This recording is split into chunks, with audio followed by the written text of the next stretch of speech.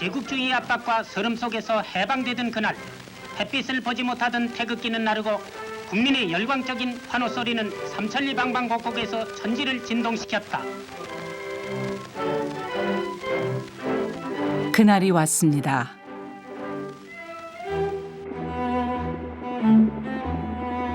기쁨과 환희와 열기만이 가득했던 그때 80년의 시간이 흐르고 사람, 건물은 바뀌었지만 기억을 간직한 공간은 여전히 그 자리에 있습니다. 1945년 9월 9일 일요일 오후 4시 연합군과 일본 측과의 항복 문서 조인식이 거행됐습니다.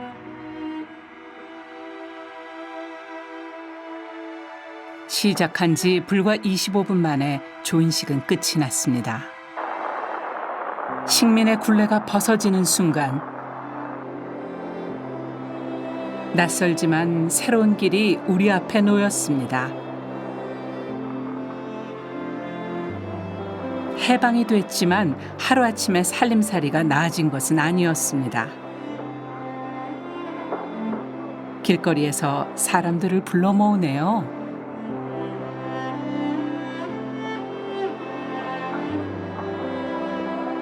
조선 사람이거든 발을 멈추시오.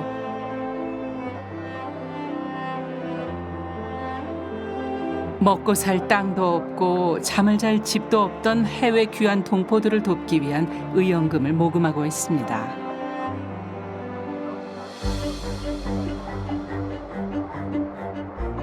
한 끼 식사가 무엇보다도 소중했던 시절.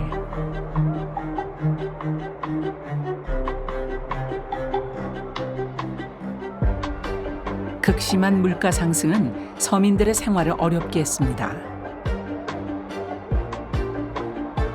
일본의 자본이 철수하면서 공장들이 문을 닫아 물건이 부족했고 식량 배급제가 자유시장 체제로 바뀌는 과정에서의 혼란으로 물가는 점점 올라갔습니다. 특히 쌀 가격의 폭등은 심각해서 쌀을 달라는 시위가 발생할 정도였습니다.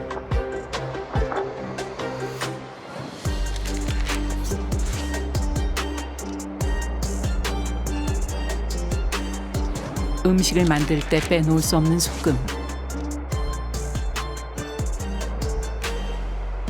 쌀 대신 굶주림을 해결해주던 감자.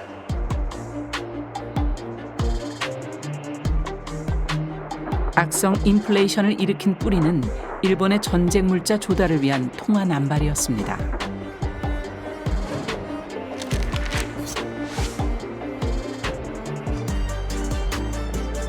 (1937년) 중일 전쟁이 시작된 때로부터 1945년 일본이 패망할 때까지를 일본의 전시 경제 체제라고 합니다. 그때 일본은 전쟁을 하기 바빠가지고 되는 대로 돈을 찍어서 군비를 보태라 이런 명령을 내렸고요. 1937년부터 돈이 한 20배, 30배가 많이 풀립니다. 그럼에도 불구하고 조선 총독부는 물가를 통제해서 쌀값을 얼마 이상 못 받게 하는 강력한 물가 통제를 해서요. 일본의 패망과 더불어 조선 총독부가 없어지니까 갑자기 폭발적으로 물가가 늘어난 부분이 있고요. 일본이 자기네들의 안위를 위해서 그 조선은행이 관리를 하고 있던 화폐 인쇄 원판을 갖고 근택인쇄소라는 데에서 비밀리에 몰래 돈을 찍었던 기록도 있습니다. 당시 상황을 실감할 수 있게 하는 한 신문 기사. 그동안 물가는 얼마나 올랐나? 조선은행 조사부에서 발표한 내용입니다. 해방 전인 1944년과 비교해서 2년간의 물가 상승은 실감이 안 나시나요? 10,000원 하던 국밥값이 90만 원이 됐다는 겁니다. 일상생활의 필수품인 돈.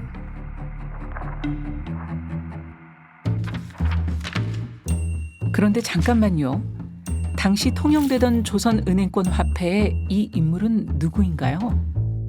저 인물이 누군지에 대해서는 한국과 일본 양쪽에 아무 기록이 없습니다. 저 인물은 아마 일본이 숭상하는 전설 속에 내려오는 장수의 신 수노인이라는 사람의 얼굴이 아니었을까 이렇게 추정을 합니다. 자연스럽게 일본 문화로 동화시키기 위해서 일본 전통의 전설 속의 인물을 가져오면서 한국식 옷을 입혔다고 보입니다. 일본이 남기고 간 화폐 원판을 사용해서 대일본 제국 인쇄국 제조라는 글씨가 선명하게 남아있는 조선은행권.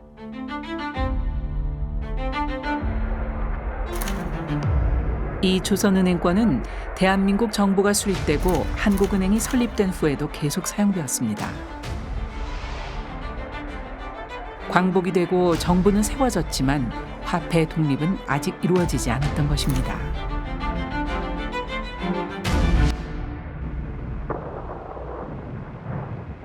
북한의 남침.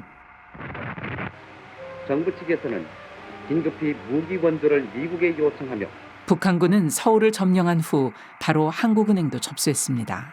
6.25가 시작된 직후에 바로 이틀 뒤에 북한이 한국은행을 점령을 하고 지하금고에 엄청난 돈이 있다는 것을 알고 그 돈을 점령지에 뿌리기 시작합니다. 그래서 미처 피난 가지 못한 사람들은 북한군에 대해서 호감을 갖는 수단으로도 쓰고 그렇게 쓰여서 그게 전쟁 중에 남한 경제를 굉장히 혼란을 시킵니다.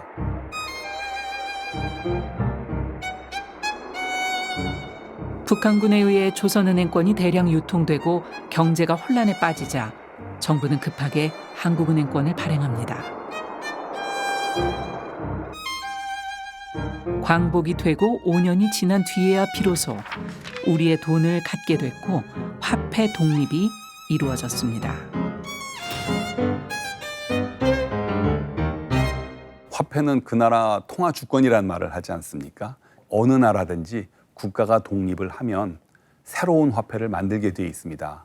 화폐는 그 나라 국가 주권과 경제력을 보여주는 그 나라의 얼굴이다 하는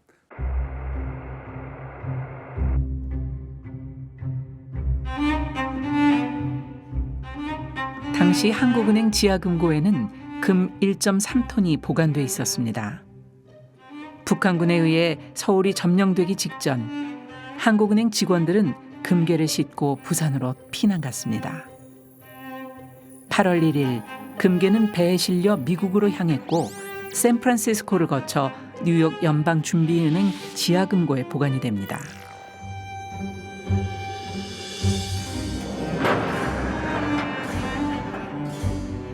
가련토다 우리 금괴여.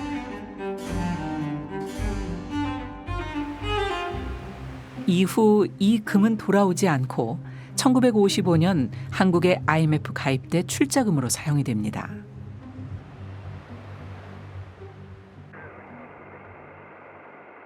(6.25) 전쟁이 발발하자 미국에서는 한국을 돕기 위한 모금운동이 벌어졌습니다. 대표적인 것이 한국 원조 기차입니다.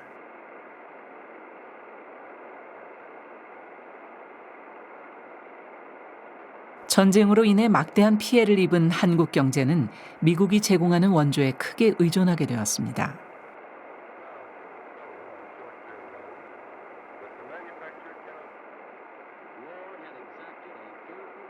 국토는 황폐화되었고 농사를 지을 수 없어 식량 사정은 더욱 나빠졌습니다. 굶주림에 시달리는 실업자들이 넘쳐났습니다. 미국의 무상원조 자금으로 정부는 시설 복구를 서둘렀습니다. 파괴된 공업시설을 복구하고 경제를 재건할 수 있는 토대를 마련하는 것이 이 시기 가장 중요한 과제였습니다. 자립 경제 관점에서 장기적이고 종합적인 계획을 마련하고 그 일환으로 공업 건설을 계획적으로 추진해야 한다는 생산 및 부흥 건설 계획이 추진되었습니다.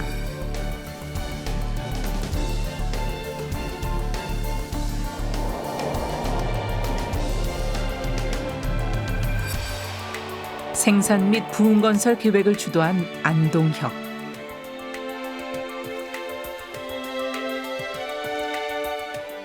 한국 화학계의 선구자 중 한 명으로 과학기술은 그에게 평생의 주제였습니다.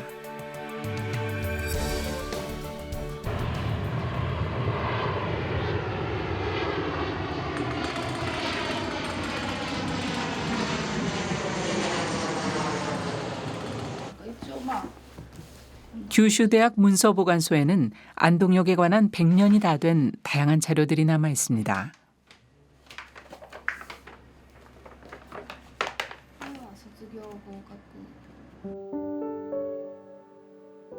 1926년 규슈 제국대학 응용화학과에 입학한 안동혁.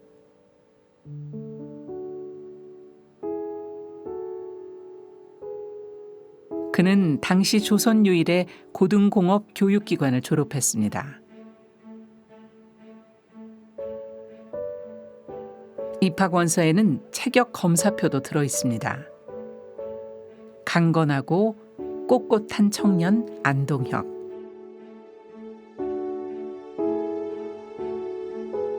그의 대학 졸업 논문은 암모니아와 비누에 관한 연구입니다.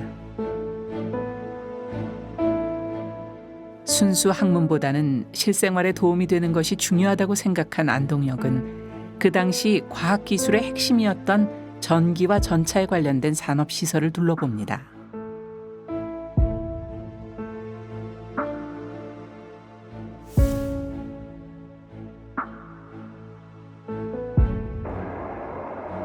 식민지 시절 안동혁은 그냥 독립만 부르짖기보다 실력을 길러서 산업을 일으키고 공업을 중요시해야 된다고 생각했습니다. 귀국 후에도 공업 연구를 계속한 안동혁은 1953년 공업 전문가로서 상공부 장관에 임명됩니다. 그는 전후 복구를 위한 공업화 정책을 본격적으로 추진합니다.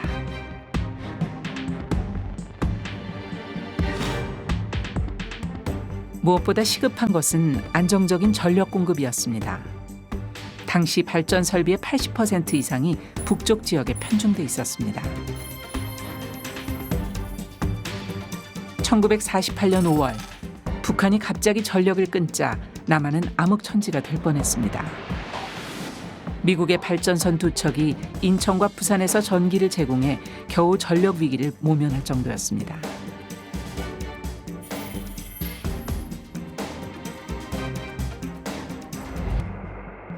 촛불 켜고 밤을 보내야 했고 저녁밥만 먹으려고 수저를 들면 돌연 전기가 나가던 시절. 안동혁은 그동안 주로 소비재 도입에만 사용되던 원조자금을 당인리 제3호기 등 발전소 건설에 이용하여 부족한 발전 용량을 보충하는 데 노력했습니다. 우리나라의 건설 중에 있는 3대 기관 산업체 중 최초로 거대한 시멘트 공장이 경상북도 문경에 건설되었습니다. 운코라 최대 건설 사업으로 의식주의 자급자족과 밀접하게 연관된 시멘트, 비료, 판유리 등을 3대 기간 산업체로 정했습니다. 시멘트 공장 준공 시기 우리나라 기간 산업체의 하나인 판유리 공장이 엉크라 자금 306천여만 달러와 환화 6억여 원의 자금을 들여 인천에 건립. 이 공장의 준공으로 우리나라 가급적 국산 원료를 쓸 수 있는 것부터 시작했습니다. 절약하게 되었으며 기간 산업의 또 하나의 큰 과제는 충주 근교에 20만 평의 대지 위에 건설 중인 충주 비료 공장입니다. 한국 산업의 총생산 안동역의 공업화 정책은 원조와 수입에 의존하던 물품을 국내에서 생산하는 것을 목표로 한 수입 대체 산업 건설이었습니다.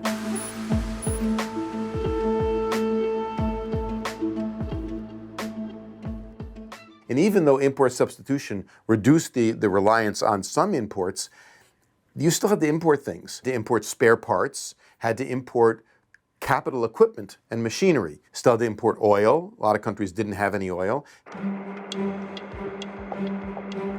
공업화가 진행되면서 석유 수요는 지속적으로 증가했습니다. 6.25 전쟁 중에 유엔군은 국내의 모든 석유 시설을 군사 시설로 편입했습니다. 이후 석유의 통제권은 미군이 가지고 있었습니다. 이 과정에서 1954년 석유 파동이 일어납니다. 미 원조 당국과 한국 정부 사이에 환율 문제로 의견 대립이 발생했고 원조 당국이 석유 공급을 중단한 것입니다.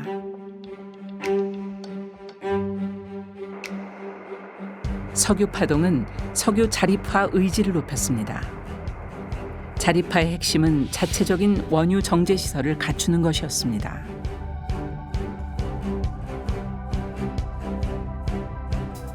정유 시설은 석유류 완제품 생산뿐 아니라 부산물을 통해 연관 산업과 화학공업 육성에도 기여할 것으로 기대됐습니다.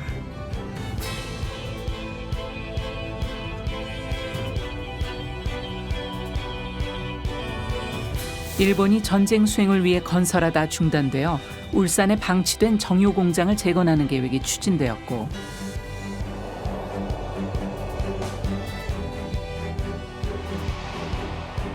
그 중심에 전민재가 있었습니다. 정유와 석유화학 산업의 토대를 다진 전민재.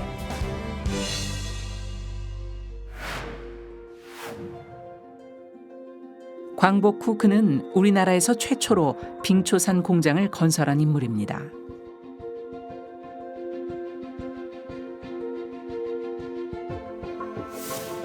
석유화학 산업의 기초 원료로 사용되는 빙초산. 수입에만 의존하던 빙초산의 국산화를 이뤄낼 수 있었습니다. 전쟁이 한창이던 때 화학계 선배인 안동혁과 함께 흥남 일대의 공업시설과 원산 정유공장을 시찰하기도 합니다.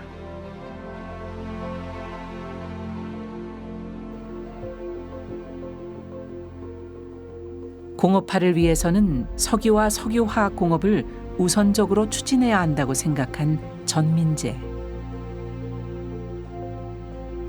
그는 조선 석유회사 관리인으로 임명됩니다. 월급 한 푼 안 나오고 책임만 무거운 자리였습니다.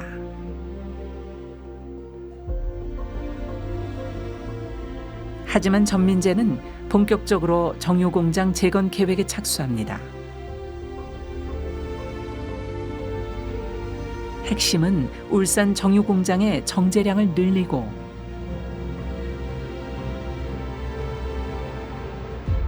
최신 설비를 들여와 선진화된 형태로 재건해야 한다는 것이었습니다.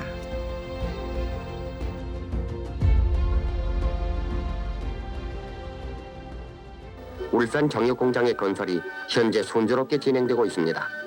이 울산 정유공장은 외국에서 들어오는 원유를 가공 처리해서 그로부터 각종 요리와 그에 따른 부산물을 만들어 국내 산업 발전에 크게 이바지하게 되는 것입니다. 그만큼 국가적 수익을 거두게 되는 것입니다. 기술적인 문제뿐 아니라 부지나 자금 확보 같은 문제 해결까지 울산 정유공장 재건에 전민재의 손이 닿지 않은 곳이 없었습니다. 재건 계획으로부터 10년이 지난 1964년 한국에서 최초의 정유공장이 탄생했습니다. An oil refinery is a very complicated thing. You've got to have hundreds of good chemical engineers to operate an oil refinery. And this is in a country where there probably wasn't anybody who had there wasn't any oil refined in South Korea before. It was a brand new thing.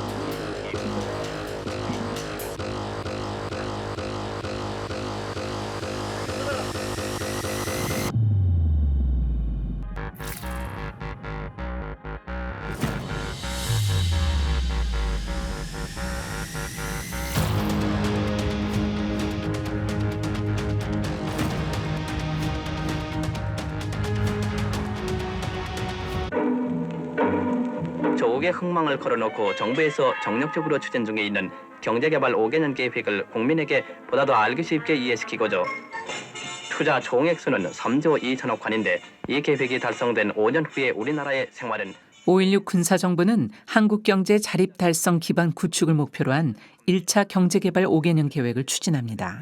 근대적 경제발전의 토대가 마련되는 것입니다. 국가자주경제재건의 원대한 구상 아래 경제개발 5개년 계획 기둥이 될 울산공업센터의 기공식이 지난 2월 3일 3만을 헤아리는 역사의 증인들이 모인 가운데 경상남도 울산만에서 성대히 거행되었습니다. 역사적인 울산공업지구 설정을 수입 대체 산업인 제철 산업은 핵심 사업 중의 하나. 울산 종합공업지구는 종합제철공장. 그러나 군사정부의 제철 산업 추진에 대해 미국과 세계은행은 부정적이었습니다. The bank had also turned down a request for support to the Pohang steel mill, saying that Korea does not have advantage, it doesn't have iron ore, it doesn't have coal, how can it run a mill very efficiently? The American policymakers really opposed this very early development of POSCO and of other machine tools and so forth on the grounds that it was too early, it was premature, that capital was scarce, and capital should be used in textiles or other labor-intensive lighter industry. So there was a policy conflict. 경제개발 계획을 추진하기 위해서는 재원, 즉 돈이 필요했습니다. 부족한 재원을 해외에서 마련하려고 했지만 가난한 신생국가에 돈을 빌려주는 나라는 없었습니다.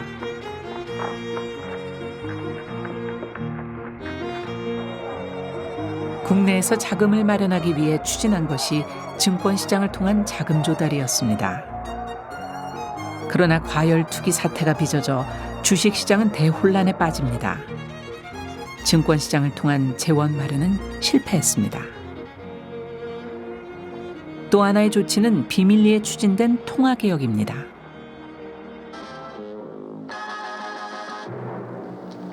그런데 이번 통화개혁의 내용을 자세히 살펴보면 지난날에 어지럽던 사회에 뒤섞여 음성적으로 축적된 많은 돈은 그것이 산업자금으로 이용되지 않고 비생산적인 투기 사업에만 쓰여져 산업자본의 위축과 악성 인플레이션을 우려하게 한 바 있었던 것입니다.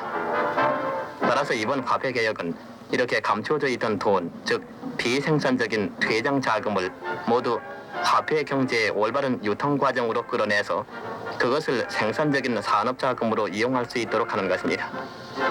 다시 말하자면 국민들의 손에서 잠자는 돈을 정부에서 이를 끌어들여서 저축시켜 이를 가지고 경제개발 5개년 계획 추진에 필요한 생산 자금으로 활용하려는 것입니다.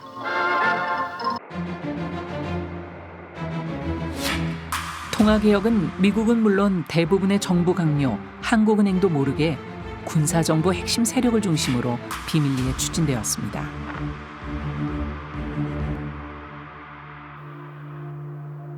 문제는 새 화폐를 어디에서 찍느냐는 것이었습니다. 국내에서 찍으면 비밀이 누설될 가능성이 높다고 판단. 영국의 한 민간 회사에 맡겼습니다.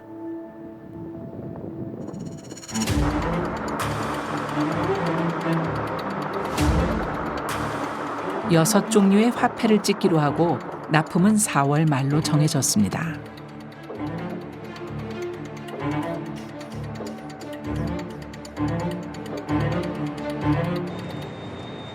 새로운 화폐를 실은 화물선이 부산항에 도착했습니다.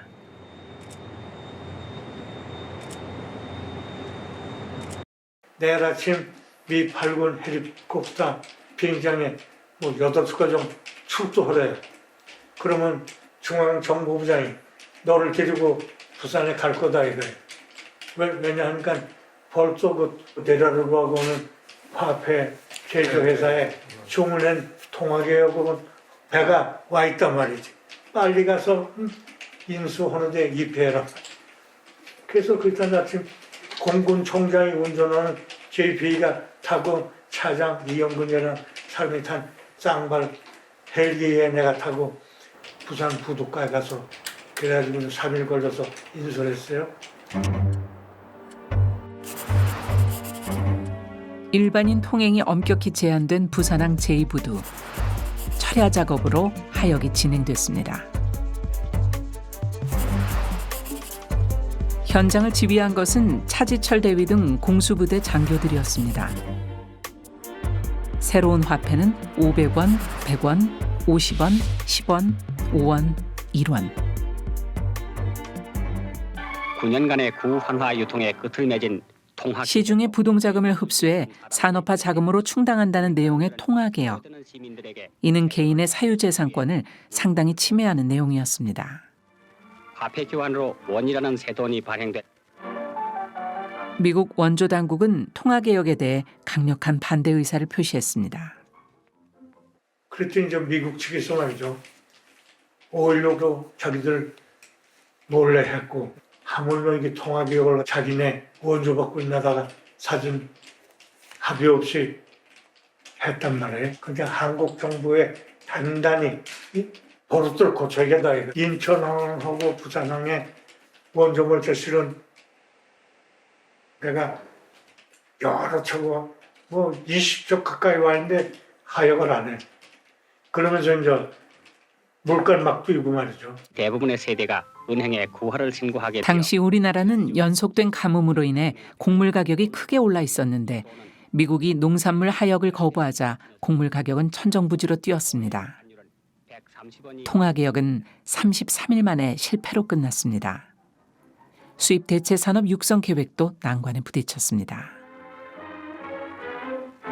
通貨改革って完全にあれアメリカには秘密にしてアメリカには何も知らせなかったそれだけとってもアメリカからしたらまあ非常にこう自分たちは裏切られたという思いがあるわけですね。それからやっぱアメリカから見るとやっぱり通貨改革ってまあある意味ではやっぱりショック療法というか要するに資本主義の原理からすると相当に外れたことなわけですよ。つまり強制的に政府にこう資金を集めてそれをこう特定の部門に投資をするっていうのはまあ要するにアメリカ的な資本主義の理念からも外れていると。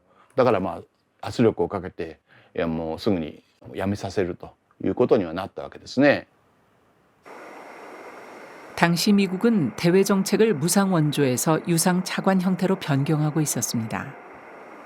How are you, Mr. Secretary? Mr. Smith, we're glad to have you with us today. Mr. Smith, let me introduce you to Secretary of Defense Robert McNamara and Mr. Walt Rostow, the counselor of the department who is in charge of our policy planning.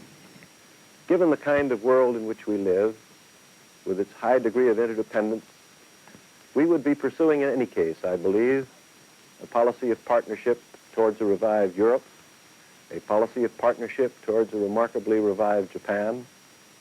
We would be turning in the American interest to assist the underdeveloped nations which are feeling this surge of ambition to modernize their societies.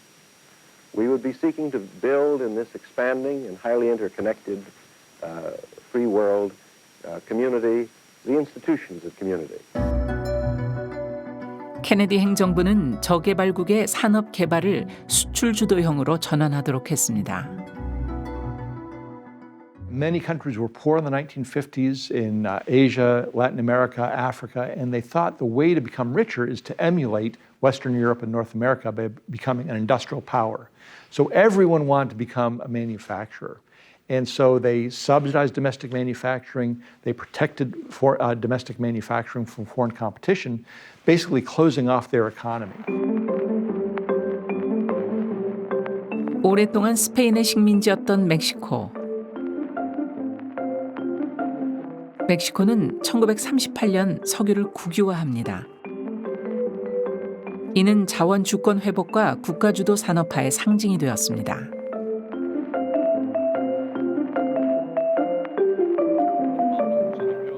이후 중공업 등에서 본격적인 수입 대체 산업화를 추진합니다. So world trade opens up and the Latin American manufacturers say, maybe we don't want to face international competition. We sort of liked having our own industry for ourselves. We don't want to have to compete with the Italians or the Germans or the Americans in making manufactured products. And that leads to raising levels of trade protection to try to engage in what's called import substituting industrialization, which is what it sounds like. You substitute domestic production for things that you had previously imported, right? And this really became the standard policy, not just for Latin America, but for most developing countries. Korea did it for a short while. 남미를 비롯하여 인도 등 식민지에서 독립한 많은 나라들이 수입대체 산업화 전략을 선택했습니다. 저개발 지역 경제의 종속성을 탈피하고 자국 내에서 균형적인 경제 성장을 이룬다는 것이 주요 내용입니다.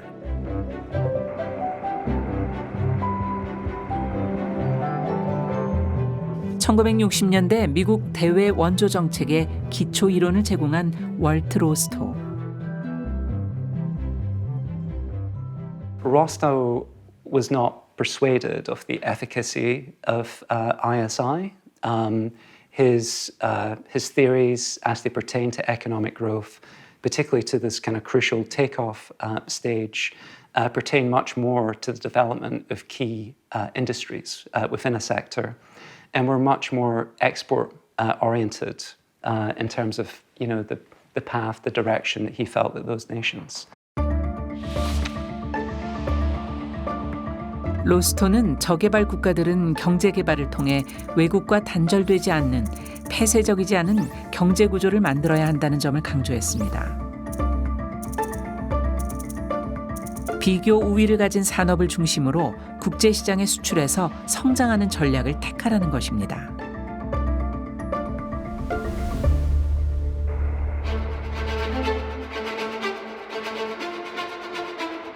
(1963년) 증권시장과 통화개혁을 통한 재원조달에 실패한 후 경제개발 5개년 사업을 추진해 가는데 가장 중요한 돈이 떨어졌습니다. 자연재해는 매년 계속됐습니다.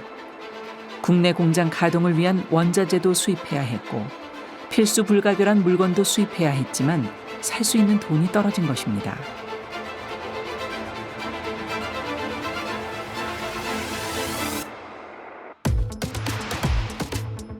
계속해서 줄어든 달러는 국가를 파산 직전 상황으로 몰아갔습니다. 제 입장 보기는 그래서 한데 달러도 없고 원화도 없고 진행할래 할 재량이 없는 거라. 오경경이라는 매기로 났는데 근데 63년도에 되니까 우리가 갖고 있는 총 달러가 말이야 9,300만 달러밖에 안 남았어. 1억 달러가 안 됐다는 게. 그 나라 파산이지. 그러니까 오경경 하는 것도 취소 뭐 이렇게 나가는 거야. 경제 성장률이 이렇게 잡아가고 또 다운 뭐 이렇게 된 거야. 제1차 5개년 계획 수정 작업이 시작됐습니다. 철강 산업을 비롯한 중공업은 다음 단계로 미뤄졌고 목표 성장률도 하향됐습니다. 달러를 벌기 위한 수출이 중요해졌습니다. 제일 중요한 것이 수출입니다. 수출해서 이제 달러를 벌려면 우리나라는 가망이 없습니다. 뭐 지금 더 가격권이 되기로 했잖아. 맞다. 앞으로 우리나라의 가장 중요한 수출이다. 그때 수출 제일주의가 수출이 제일 중요하다. 수출 지금까지 하는 거는 말이지 대지털이니 무슨 뭐 기민이 뭐 광석이라는 게 중소인데 중소 약간 뭐 이런 것밖에 없어서 몇 천만 보내야 냈잖아. 그럼 앞으로 어떡할 거냐? 수출할 것도 없는데 어떡할 거냐? 수출할 수 있는 물건을 만들어야 수출을 하지 시중에 있는 거 모아가지고 수출이 안 됩니다. 그러니까 수출하는 물건을 남겨야 됩니다. 앞으로 공산품을 수출하면서 수출하겠습니다. What was the most dramatic decision of Korean economy? Probably to adopt a market-oriented, export-led development strategy. And that was really started back in 1963 and has been pursued all along. Initially tried some kind of import substitution strategy in the late 1950s and found it wasn't working very well, and then shifted rather aggressively and actively to a export-oriented development strategy. And that was really important. And one of the reasons Korea is held up globally as an outstanding example of economic development is because it was able to make this shift to focusing on competitiveness, not just in the domestic market, but in foreign markets. And that meant focusing in industries that you could export well. And so that was a fundamental strategic economic decision. 각종 수출 진흥책이 쏟아졌고 수출 제일주의, 모든 길은 수출로 통한다는 말이 나올 정도였습니다. 1964년 수출 1억 달러를 달성했습니다.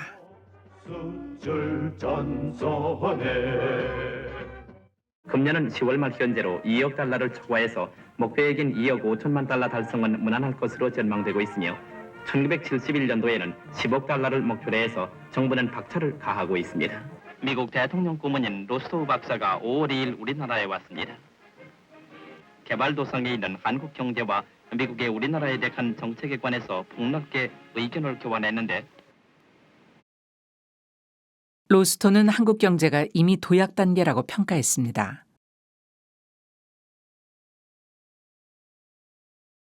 This is something that Rostow talks about in the stages of economic growth, that spearheading advances in particular sectors of the economy, that's a path to the takeoff. But certainly in the case of South Korea, as it progressed through the 1960s and beyond, the focus there on particular sectors, the move to an export-led model of economic development. These were things that Rostow believed were eminently sensible. 섬유 산업이 수출 전선의 제일선에 섰습니다. 섬유와 의류는 저임금의 풍부한 노동력을 바탕으로 가격 경쟁력을 가져 수출이 가능해졌습니다. 티셔츠, 양말, 장갑, 스웨터, 각종 봉제품 등이 수출됐습니다.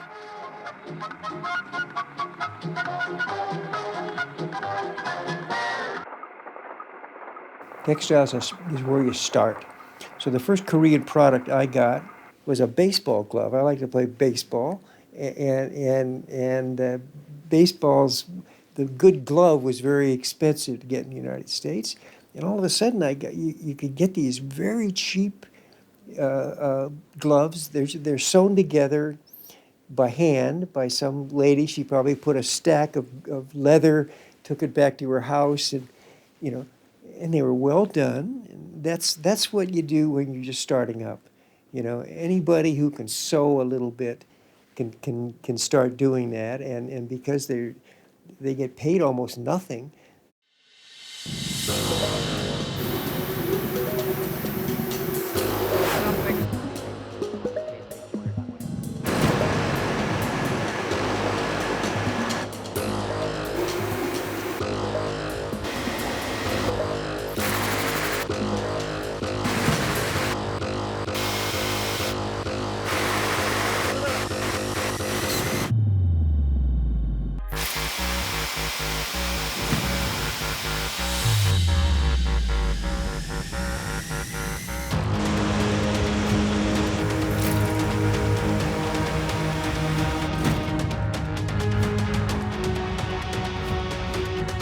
동양 나일론 공장에서는 우리나라 방직 공장들을 위한 화학 섬유 생산에 분주합니다. 섬유 공업이 발달하면서 합성 섬유의 수요가 증가했습니다. 세 가지가 어디서 나오냐면 석유화학에서 나와요. 석유화학에서 이제 폴리에스티렌, 아쿠릴린, 합성 섬유가 나와요. 전 세계에서는 이 석유화학으로 나오는 것이 어떤 의미에서는 공통적인 최신 기술이니까 이거 먹이면 다 된다고. 정유 공장의 생산품으로서 일반에게 잘 알려지지 않는 것으로는 도로 포장에 쓰는 아스팔트가 있는데 울산 정유 공장에서는 매일 500바렐의 콜타를 뽑아내고 있습니다. 합성 섬유에 필요한 원료는 정유 공장에서 공급합니다. 원유의 부산물 중에는 깨끗하고 화력이 강한 프로판가스도 있습니다. 석유에서는 플라스틱과 화학 섬유를 제작하는 원료가 생산됩니다. 각 단계마다 별도의 공장이 필요합니다.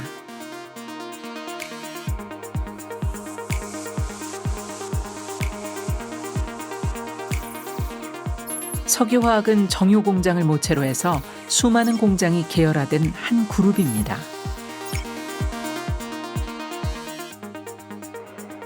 제2차 경제개발 5개년 계획 사업의 하나로 아시아 최대 규모의 석유화학 공업단지가 기공됐습니다. 제2차 경제개발 5개년 계획 중 중요한 사업의 하나로 책정된 이전까지는 석유화학 제품을 수입해서 써야 했습니다. 석유화학 산업이 육성되면 원료 제품부터 중간재, 그리고 플라스틱 등 최종 제품까지 거의 모든 경공업 제품을 국산화할 수 있었습니다. 3천여 명의 고용 증대와 함께 연간 약 300억 원에 해당하는 이런 의미에서 경공업의 독립을 이루게 됩니다. 근데 이 석유화학도 연간 30만 톤은 내야 국제 경쟁이 있으니까 처음부터 수출하라는 이거 30만 톤짜리를 맹기겠다 이게. 맨 처음에 우리는 할 수 없이 10만 톤짜리 맹자 곧 30만 톤을 올렸어요. 그러면 이것도 수출하기 위해서 남아 돌아갈지 뭐 돌아가서 수출해야 될 거 아니에요. 우리나라 현재도 석유화학 제품도 수출하고 석유화학 원료도 수출하고 다 수출하는 거 아니에요. 그러니까 이게 우리나라의 강점이에요. 모든 사람은 다 수출하겠다는 거.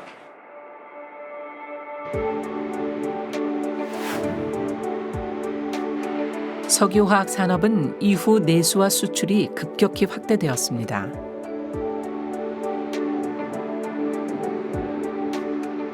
5개년 만에 우리가 시작을 한 게 철강하고 석유화학입니다. 이건 중화공업이라는 말이 쓰지를 않았고요. 산업의 2대 지주 산업이다 해가지고 공급화가 되려면은 철강하고 석유화학 산업이 있어야 된다. 종합제철 공장이 경상북도 포항에 세워지기로 결정되자 포항 시민들은 환영 대회를 열었습니다. 이 공장은 올해 안으로 기공될 예정인데 시민들은 벌써부터 축제 분위기에 들떠 있습니다. 머지않아 이곳에 우리나라에서 제일 큰 제철 공장이 들어서게 됩니다. 석유화학에 이어 공업의 기초 원료를 제공하는 또 다른 축인 제철 공장의 건설을 우리 의지로 확정한 순간입니다.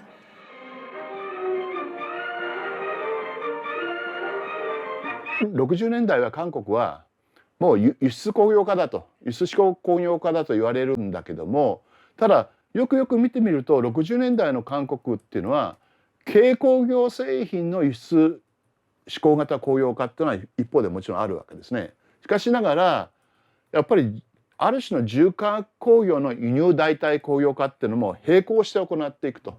だから軽工業の輸出指向と重化工業の輸入代替が並行して進んだんだと60年代で70年代になるとこのいわゆる輸入重化工業も輸入代替だけではなくてそれも輸出指向でどんどん進めていこうというふうにかなり変わっていったと。 가난한 농업국가였던 한국. 수입품을 대체하기 위해 의식주에 필요한 3대 기간 산업을 중심으로 공업화를 시작했고 에너지 자립을 위한 정유 산업이 본격화됐습니다. 부족한 외화를 벌기 위한 수출 효자 산업으로 섬유 산업이 발달했고 각종 산업의 원료를 제공하는 석유화학과 제철 산업이 기틀을 잡았습니다.